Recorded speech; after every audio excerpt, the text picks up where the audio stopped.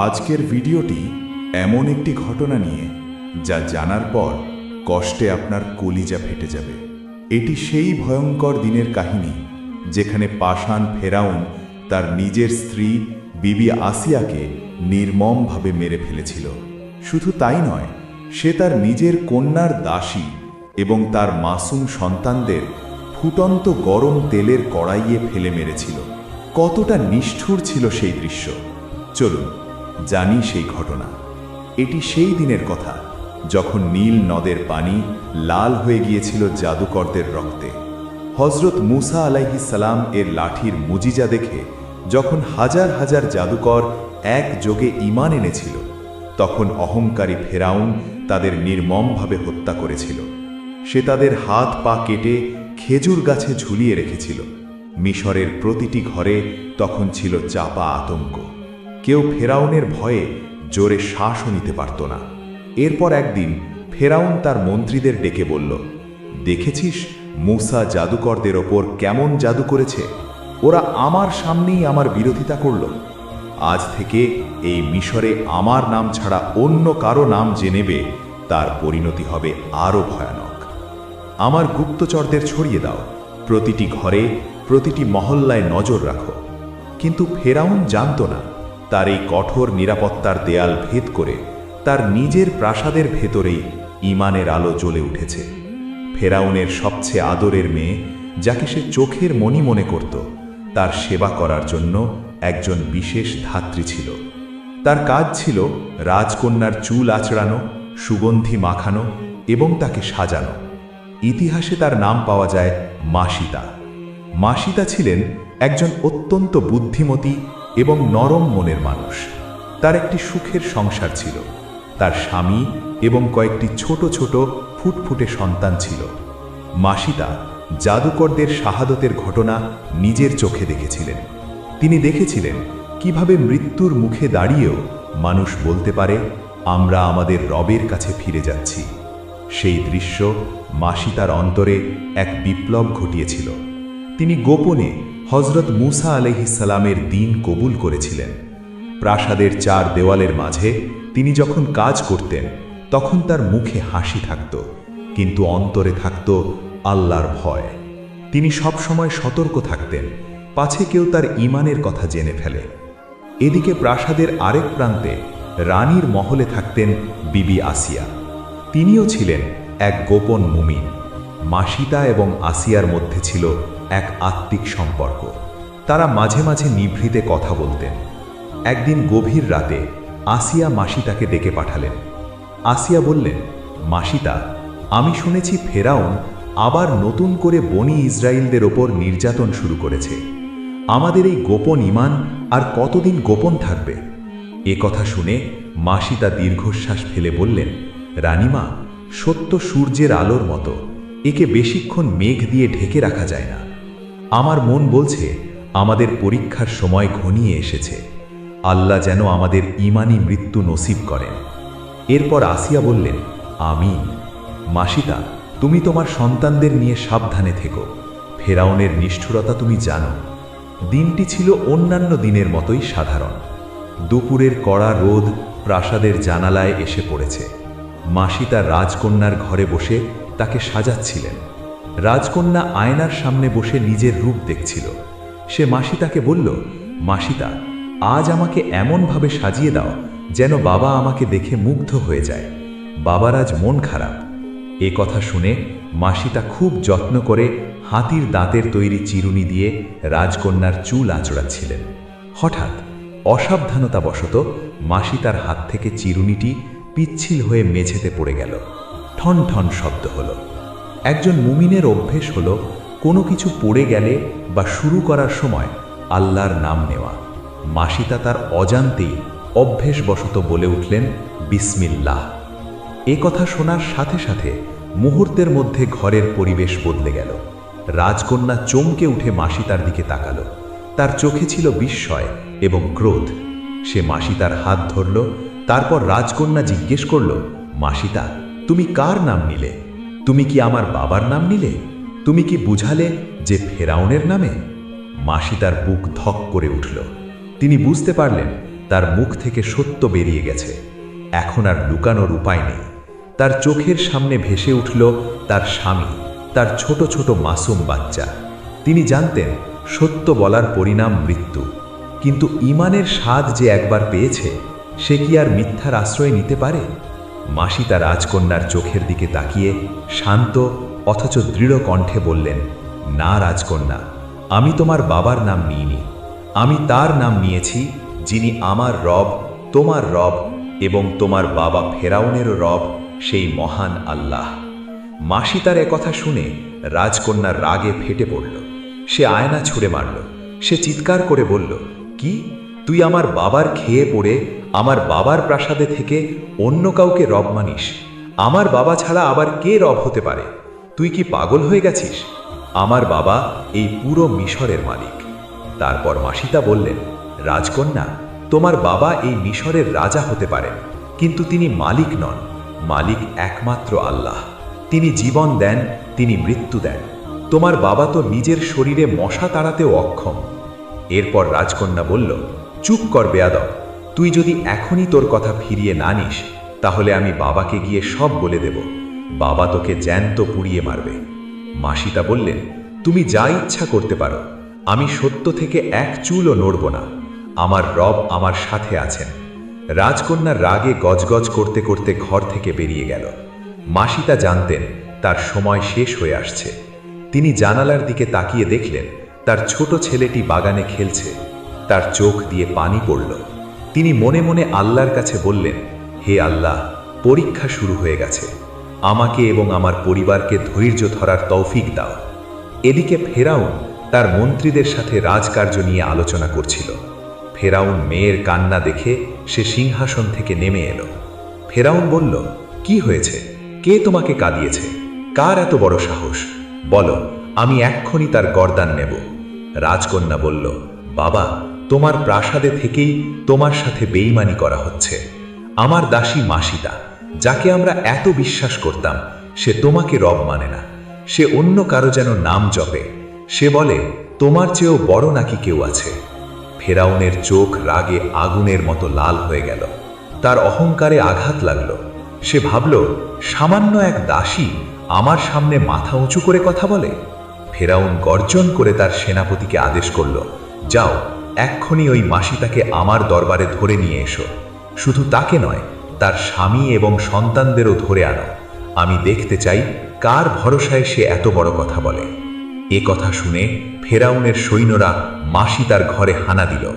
মাসিতা তখন তার সন্তানদের নিয়ে বসেছিলেন। তিনি জানতেন সৈন্যরা আসবে। তিনি তার সন্তানদের বুকে জড়িয়ে ধরলেন। তার স্বামীকেও সৈন্যরা বন্দী করল। মাসিতাকে এবং তার পুরো পরিবারকে টেনে হিচড়ে রাজদরবারে নিয়ে আসা হলো। দরবার নিস্তব্ধ নীরবতা। হাজার হাজার মানুষ ভয়ে কাঁপছে। মাসিতার কোলে ছিল তার সবচেয়ে ছোট দুগ্ধপোষ্য শিশুটি। শিশুটি মায়ের বুকের সাথে লেপ্টে ছিল। ফেরাউন তার সিংহাসনে বসে মাসিতার দিকে ক্রূর দৃষ্টিতে তাকাল। সে বলল, মাসিতা, আমি কি শুনলাম তুই নাকি আমার নিমক খেয়ে আমার সাথেই বেঈমানি করছিস? তুই নাকি আমাকে ছাড়া অন্য কাউকে রব মানিস? মাসিতা মাথা নিচু করলেন না।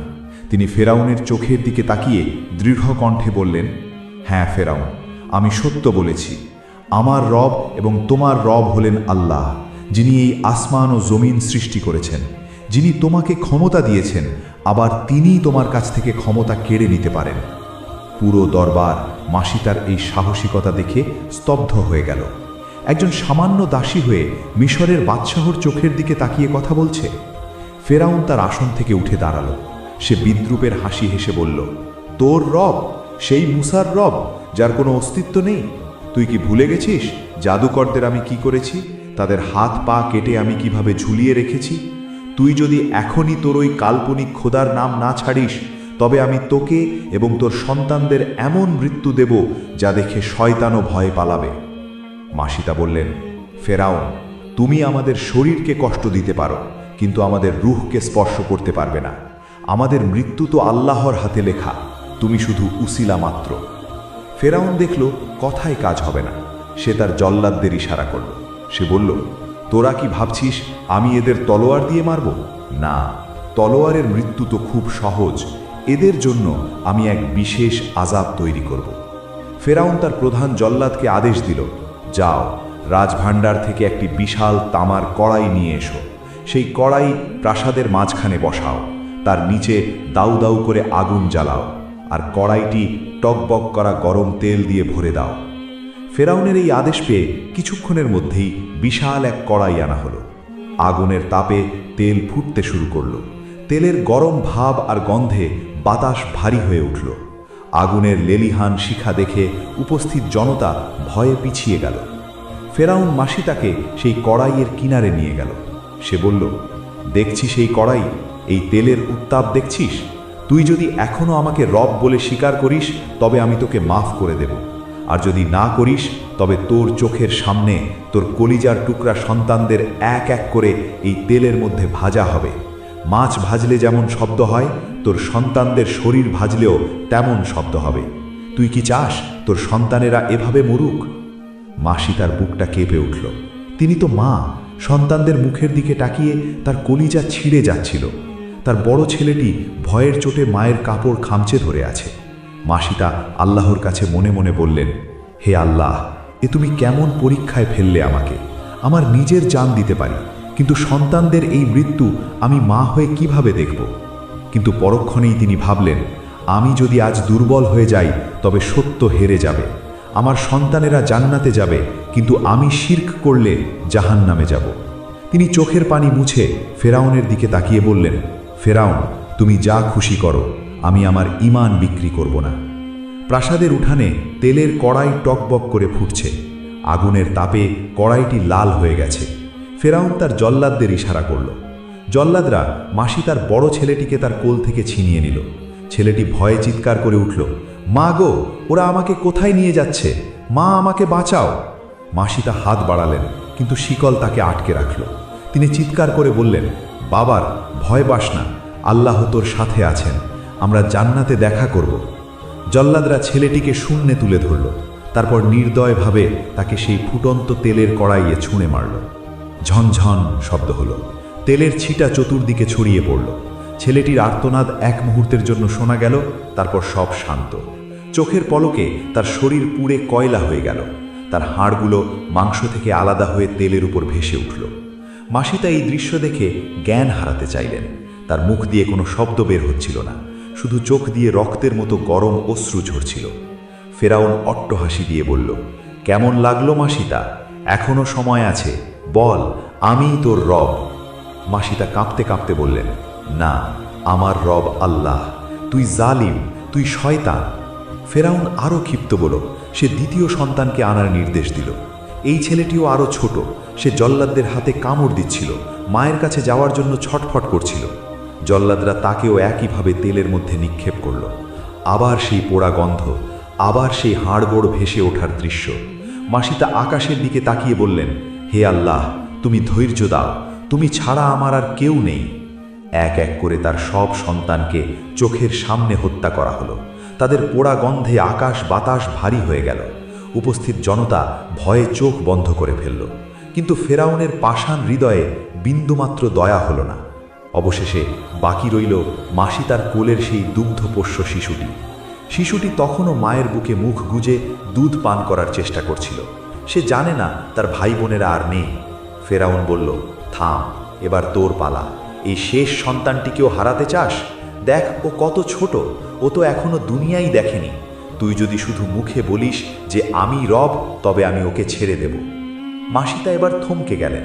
নিজের জন্য নয়, অন্য সন্তানদের জন্যও নয়, কিন্তু এই দুধের বাচ্চার জন্য তার মাতৃত্ব কেঁদে উঠল।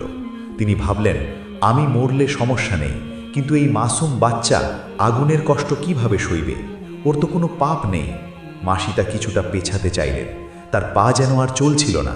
শয়তান তাকে ধোঁকা দেওয়ার চেষ্টা করল। মাসিতা, শিশুর জীবন বাঁচাও, ঈমান তো মনে থাকে, মুখে মিথ্যা বললে ক্ষতি নেই। ঠিক সেই মুহূর্তে যখন মাসিতার পা কাঁপছিল, আল্লাহ তাআলা এক অলৌকিক ঘটনা ঘটালেন। সেই কোলের শিশুটি, যার কথা বলার বয়স হয়নি, সে মায়ের দিকে তাকিয়ে স্পষ্ট ভাষায় কথা বলে উঠল।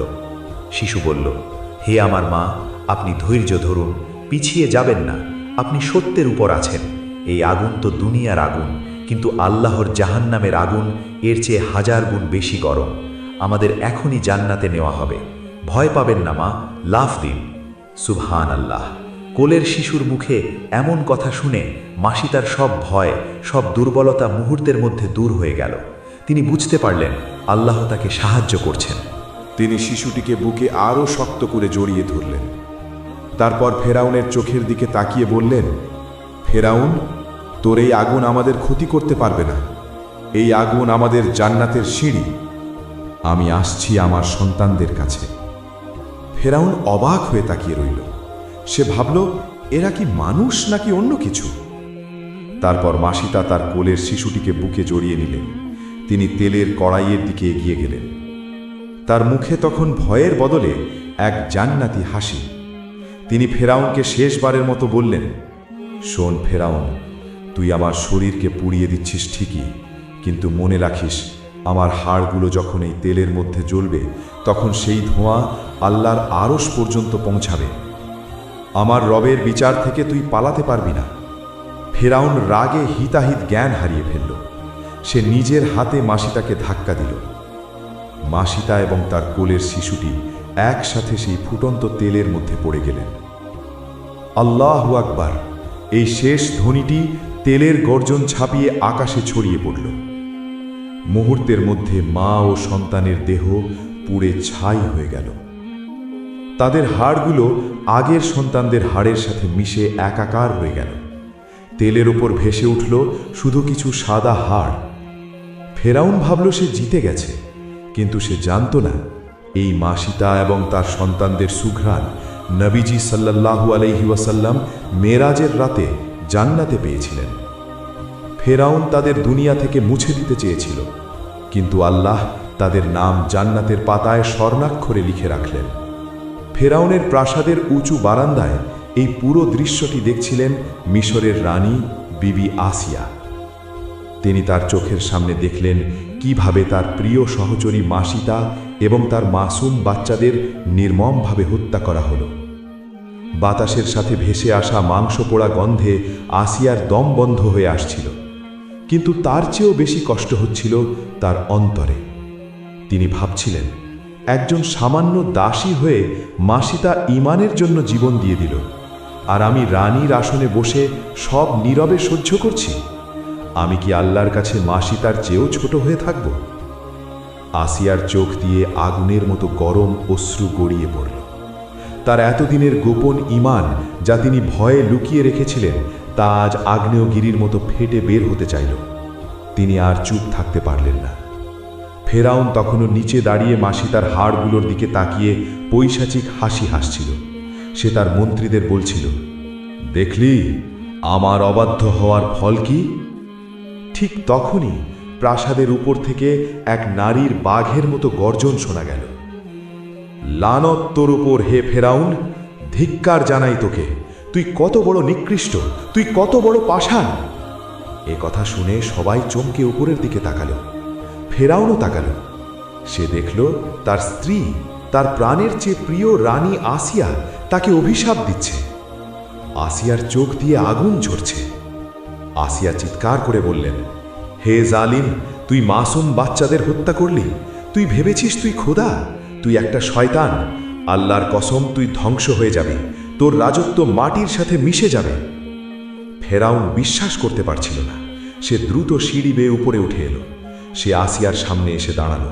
তার শরীর রাগে কাঁপছিল। সে বলল, আসিয়া, তুই কি বললি? তুই কি পাগল হয়ে গেছিস? ওই দাসীর মৃত্যু দেখে তোর শিক্ষা হয়নি? তুই কার হয়ে কথা বলছিস? আসিয়া ফেরাউনের চোখের দিকে তাকিয়ে নির্ভীক কণ্ঠে বললেন, না ফেরাউন, আমি পাগল হইনি। আমি আজ প্রকৃত সত্য খুঁজে পেয়েছি। মাসিতা এবং তার সন্তানেরা মরে গিয়েও জিতে গেছে, আর তুই বেঁচে থেকেও হেরে গেছিস। আমিও আজ সবার সামনে ঘোষণা করছি, আমি ঈমান আনলাম মাসিতার রবের ওপর, মূসার রবের ওপর, যিনি আসমান ও জমিনের মালিক। আসিয়ার এ কথা শুনে ফেরাউনের মাথায় যেন বজ্রপাত হল।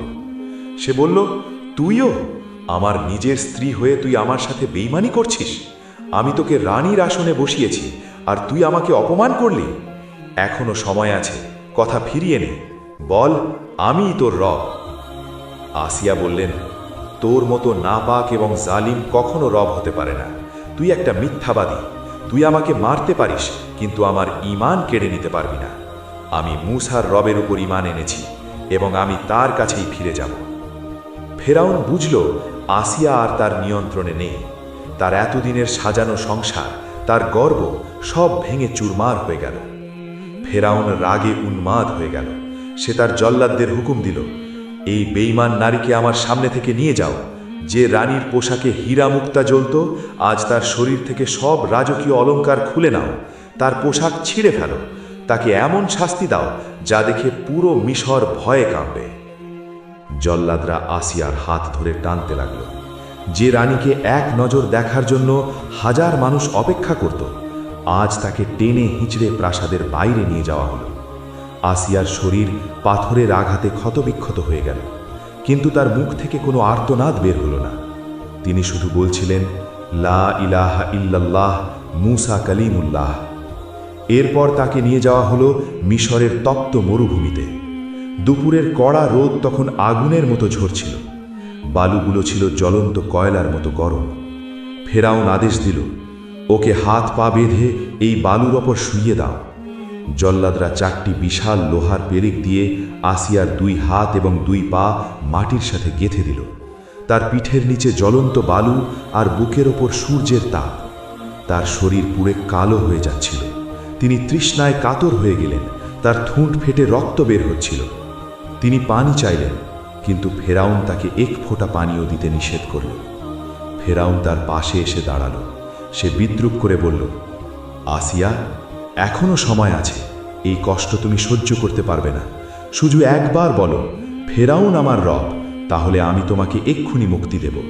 আবার তোমাকে রানীর আসনে বসাবো। মূসার খোদা তোমাকে বাঁচাতে আসবে না। আসিয়া তার শুকনো ঠোঁট নেড়ে হাসলেন। তিনি দুর্বল কণ্ঠে বললেন, ফেরাউন, আমার শরীরকে কষ্ট দিচ্ছিস, কিন্তু আমার আত্মাকে প্রশান্তি দিচ্ছেন আমার আল্লাহ। এই দুনিয়ার কষ্ট ক্ষণস্থায়ী, কিন্তু আমার রবের জান্নাত চিরস্থায়ী। আমি তোর দাসত্ব মানব না, তুই যা খুশি কর। এ কথা শুনে ফেরাউন রাগে জ্ঞান হারিয়ে ফেলল। সে হুকুম দিল, একটা বিশাল পাথর নিয়ে এসো, ওর বুকের উপর চাপিয়ে দাও, ওর হাড়গুলো গুঁড়ো করে দাও। কয়েকজন শক্তিশালী জল্লাদ মিলে এক বিশাল পাথর আসিয়ার বুকের উপর চাপিয়ে দিল। তার পাঁজরের হাড়গুলো মড়মড় করে ভাঙতে লাগল। শ্বাস নেওয়া কঠিন হয়ে পড়ল। যন্ত্রণায় তার চোখ উল্টে আসার উপক্রম হলো। ঠিক সেই মুহূর্তে আসিয়া দুনিয়ার সব মায়া ত্যাগ করলেন। তিনি আকাশের দিকে তাকালেন এবং আল্লাহর কাছে এক ঐতিহাসিক ফরিয়াদ জানালেন। পবিত্র কোরআনে আল্লাহ তার সেই ফরিয়াদকে চিরস্থায়ী করে রেখেছেন। প্রতিপালক, আমার জন্য তোমার কাছে জান্নাতে একটি ঘর বানিয়ে দাও এবং আমাকে ফেরাউন ও তার দুষ্কর্ম থেকে মুক্তি দাও এবং আমাকে এই জালেম কওম থেকে রক্ষা করো। আল্লাহ তাআলা তার প্রিয় বান্দির এই দোয়া সাথে সাথে কবুল করলেন। আল্লাহ আসিয়ার চোখের সামনে থেকে দুনিয়ার সব পর্দা সরিয়ে দিলেন। তিনি পাথরের নিচে শুয়ে থেকেই, ওই তপ্ত বালুর ওপর থেকেই জান্নাতে তার জন্য তৈরি করা হীরা মুক্তার মহল দেখতে পেলেন। তিনি দেখলেন জান্নাতের হুরেরা তাকে বরণ করার জন্য দাঁড়িয়ে আছে। তিনি দেখলেন আল্লাহর রহমতের ফেরেশতারা তার দিকে হাসি মুখে তাকিয়ে আছে। জান্নাতের সেই অপরূপ দৃশ্য দেখে মৃত্যু যন্ত্রণার মধ্যেও আসিয়ার মুখে এক স্বর্গীয় হাসি ফুটে উঠল। তিনি খিলখিল করে হাসতে লাগলেন। ফেরাউন এই দৃশ্য দেখে ভয় পেয়ে গেল। সে তার মন্ত্রীদের বলল, দেখো, এই মহিলা নিশ্চয়ই পাগল হয়ে গেছে। আমরা তাকে মারছি, হাড় ভেঙে দিচ্ছি, আর সে হাসছে। মৃত্যু যন্ত্রণায় কেউ কি হাসতে পারে? ফেরাউন জানত না আসিয়া তখন ফেরাউনের আযাব দেখছিলেন না, তিনি দেখছিলেন আল্লাহর রহমত। ফেরেশতারা তার রূহ কবজ করার জন্য জান্নাত থেকে নেমে এলো। ফেরাউন দেখল আসিয়া হাসছেন। তার অহংকার চূর্ণ বিচূর্ণ হয়ে গেল। সে ভাবল, আমি এত বড় রাজা, আমি তাকে এত কষ্ট দিচ্ছি, তবুও সে আমাকে ভয় পাচ্ছে না। সে রাগে উন্মাদ হয়ে জল্লাদদের হুকুম দিল, পাথরটা আরও জোরে চাপ দাও, ওকে এখনই শেষ করে দাও। ওর হাসি আমি সহ্য করতে পারছি না। জল্লাদরা তাদের সব শক্তি দিয়ে পাথরটা চাপ দিল, কিন্তু ফেরাউনের পাথর আসিয়াকে আর কোনো কষ্ট দিতে পারল না। কারণ পাথর চাপ দেওয়ার ঠিক আগের মুহূর্তেই আল্লাহ তাআলা আসিয়ার পবিত্র রূহকে শরীর থেকে বের করে নিয়েছিলেন। আসিয়ার প্রাণ পাখি তখন জান্নাতের সবুজ বাগানে উড়ে বেড়াচ্ছে, যেখানে তার জন্য অপেক্ষা করছে অনন্ত সুখ। ফেরাউনের পাথর যখন নিচে পড়ল তখন নিচে ছিল শুধু আসিয়ার নিথর দেহ। তার মুখে তখনও লেগেছিল সেই বিজয়ী হাসি। ফেরাউন পরাজিত হল। সে আসিয়ার দেহকে হত্যা করতে পেরেছিল, কিন্তু তার ঈমানকে হত্যা করতে পারেনি। সে আসিয়াকে দুনিয়া থেকে সরিয়ে দিতে পেরেছিল, কিন্তু আল্লাহর আরশ থেকে আসিয়ার নাম মুছতে পারেনি। আসিয়ার মৃত্যুর পর ফেরাউন একাই তার প্রাসাদে ফিরে গেল। যে প্রাসাদে একদিন আসিয়ার হাসির শব্দ ছিল, আজ সেই প্রাসাদ শ্মশানের মতো নীরব। ফেরাউন তার সিংহাসনে বসে আছে, কিন্তু তার মনে শান্তি নেই। সে বুঝতে পারল সে হেরে গেছে। সে খোদা দাবি করেও তার নিজের স্ত্রী এবং দাসীকে বশ করতে পারেনি। ফেরাউনের মৃত্যু কিভাবে হয়েছিল, এই ঘটনাটি জানতে চাইলে আমাদের চ্যানেলের এই ভিডিওটি দেখতে পারেন।